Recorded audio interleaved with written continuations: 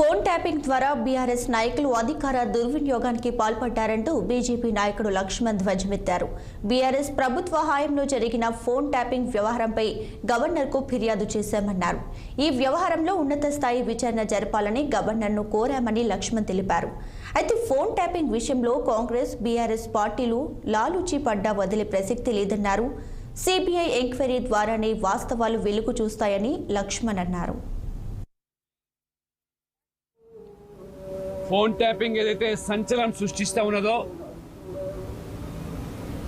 కొంతమంది పోలీసు అధికారులు అరెస్ట్ తర్వాత దర్యాప్తులో వెలుగులోకి వస్తున్నటువంటి అంశాలు చూస్తూ ఉంటే చాలా జుగుప్సాకరంగా, అత్యంత హేయమైనటువంటి చర్యలకు గత ప్రభుత్వము ఏ రకంగా పాల్పడిందో, ప్రతిపక్ష పార్టీల నాయకుల యొక్క ఫోన్ సంభాషణలు మాత్రమే కాకుండా సమాజంలో ఉన్నటువంటి బడా వ్యాపారులు, కొంతమంది సినీ ఫీల్డ్కి సంబంధించిన వాళ్ళే కూడా ఫోన్ ట్యాపింగ్ జరిగినట్టుగా దర్యాప్తులో మరి ఈ అంశాలు వెలుగులోకి వస్తూ ఉంటే నిజంగా ఒక మాఫియా రాజ్యాన్ని నడిపినట్టుగా ప్రజలు భావిస్తూ ఉన్నారు.